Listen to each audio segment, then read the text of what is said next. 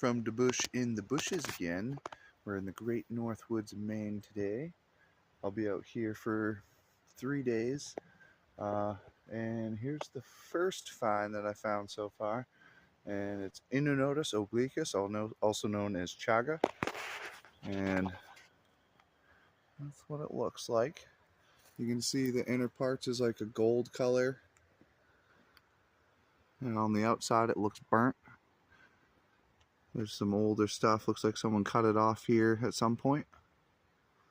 And then what I'll do, it's really hard to break off. So as you see, I can't do it with my fingers. So what I'll do, I carry this handy thing with me.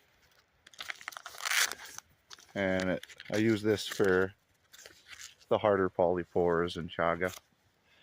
So what you want to do, I'll go for the top one. So you aim for that one and you just pry a little piece off. A little bit of bark stuck there. As you see, it's got that gold and brown color, almost yellow. Yeah, this will develop on this tree for years to come. It is killing the tree, but the tree was going to die anyway. It means it's old. It's doing its job. It's decaying this tree. And you can see that it's eating it away. It starts on the inside and works its way out. So the mycelium of the chaga itself is embedded in the tree. It's not a part of the outer surface. The outer surface can be used for teas. You can add it to your coffee and such. I got a piece of my hair stuck to it. But yeah, you can use it for a coffee replacement. It is anti-cancer. It helps with inflammatory issues like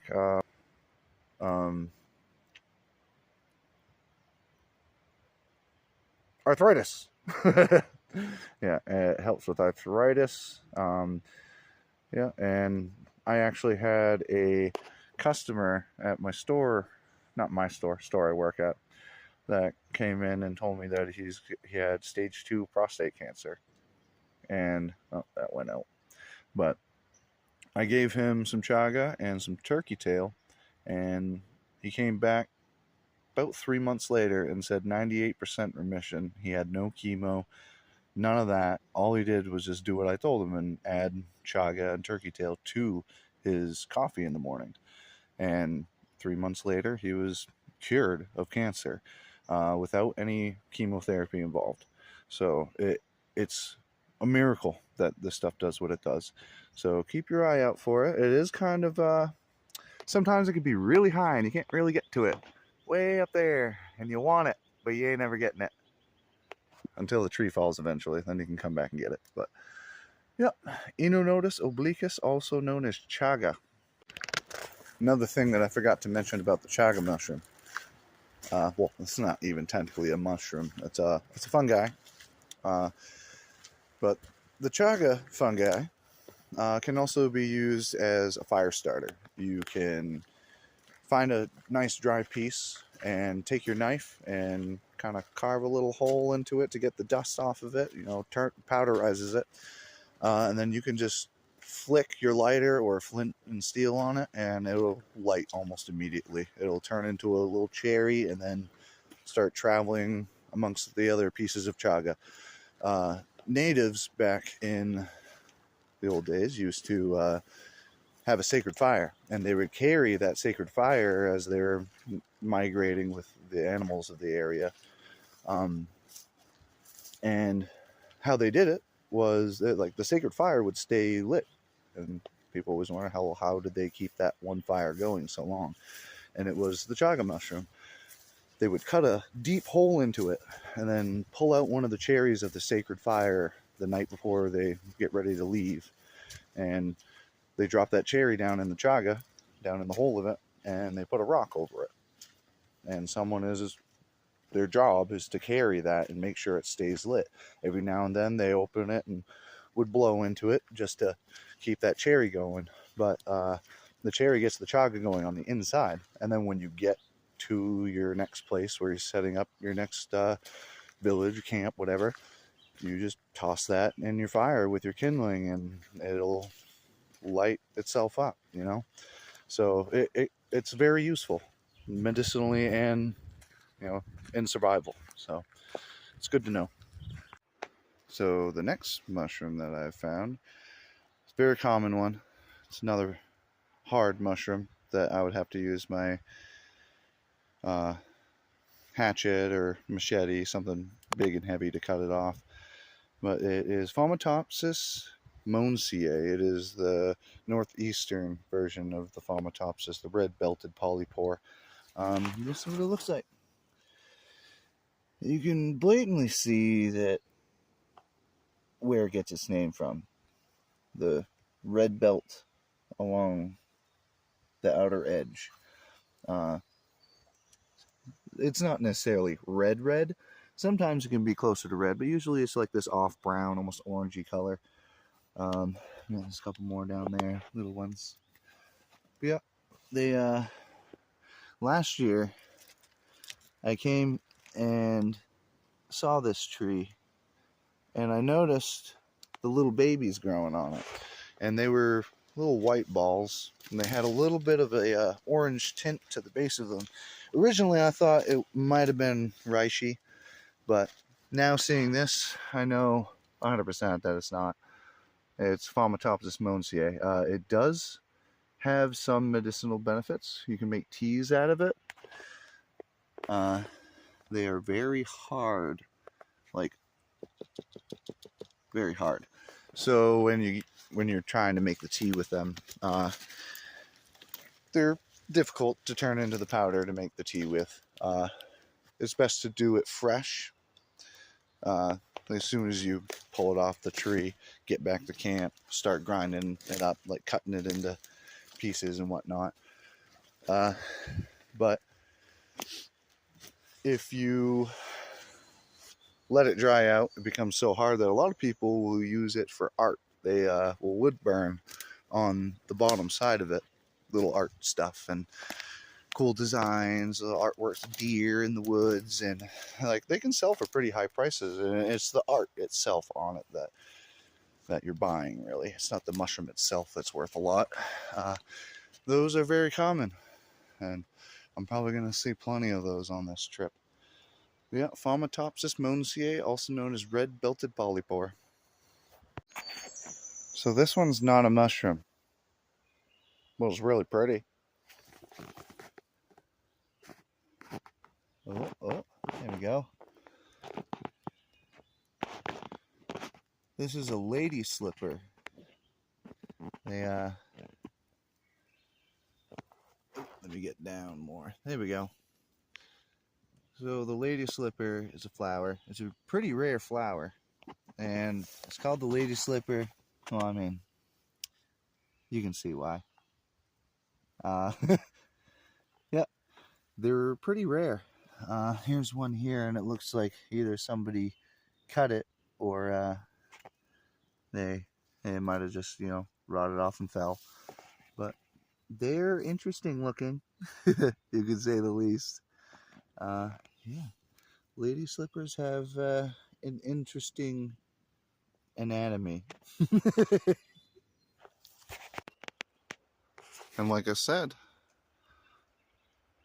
chaga goes pretty high up. You can see a open sore of chaga starting there. Nothing too big protruding yet. Maybe right in the middle there. Yeah, it looks like there's a decent chunk, but that's too high for me, man. I have to get a hold of Paul Bunyan. So this here, up in the tree, is just a mass of branches. It's not a bird's nest like you would think. This is called witch's burl. It's when the branches of the tree, it's like a tree cancer where the that the tree just grows this massive branches. And the reason why it's called the witch's burrow is back in the old days, when witches were, afraid, people were afraid of witches for some reason.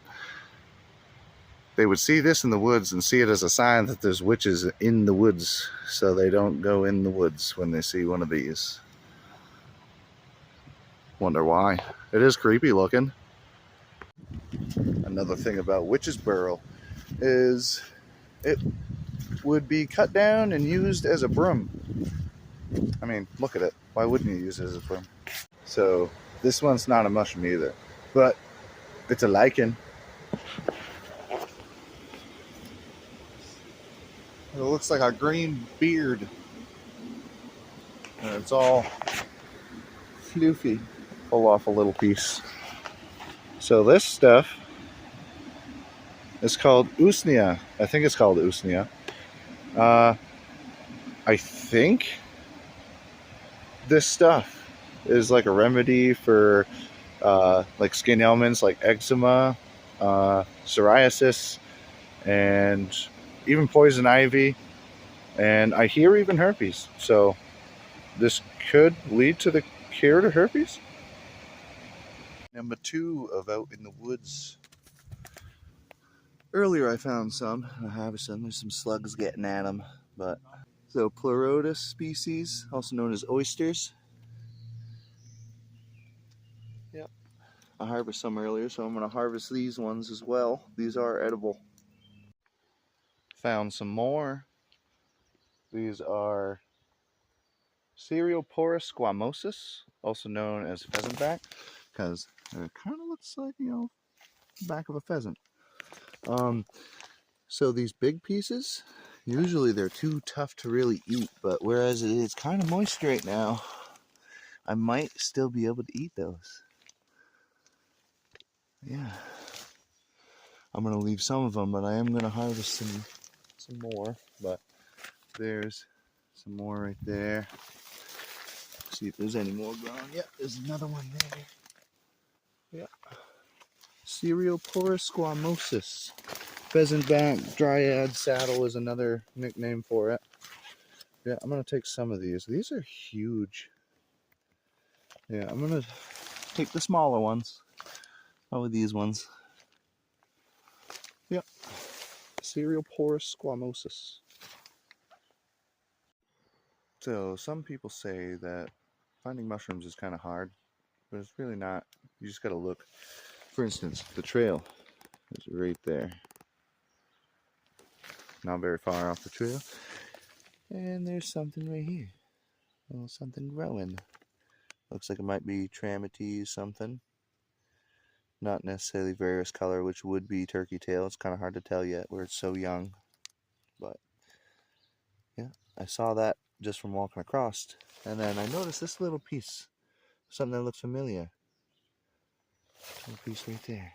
Sitting on the ground. It's all rotten and eaten by bugs. It's that Cereoporus squamosus that I found earlier. So that means it's somewhere close. Which is right there.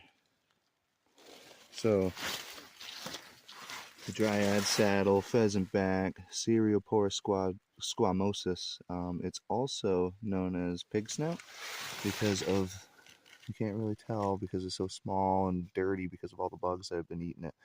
But this little piece right here is the start of one, and it kind of looks like a pig nose. And the bigger ones will be, about that big, sometimes bigger, but they resemble a pig's snout. So that's another name they're referred to as. But seeing as there's a bunch of bugs flying around them, these are no good. These are rotten and eaten.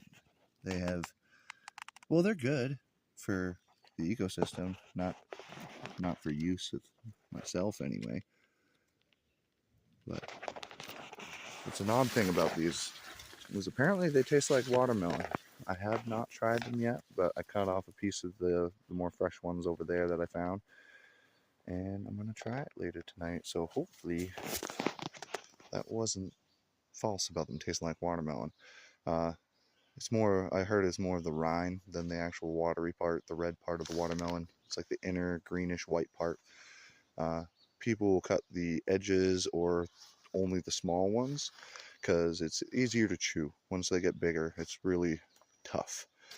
So people just leave the bigger ones and they'll only take little ones or like slivers off the edges of bigger ones. I left all those because bugs have had their way with them, and that other one over there, I left most of those because I'll let the bugs have their way with them. I ain't gonna eat all that. But cereal porous squamosus, dryad saddle, pheasant back, pig snout, bunch of different names for it.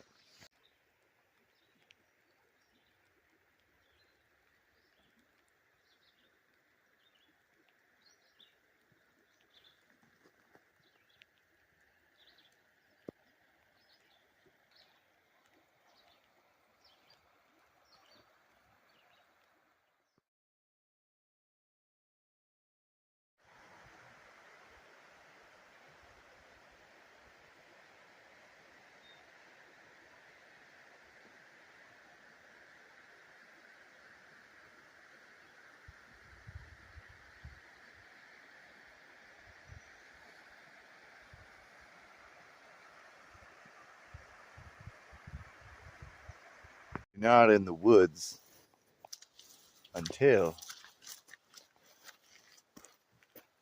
you poop in the woods.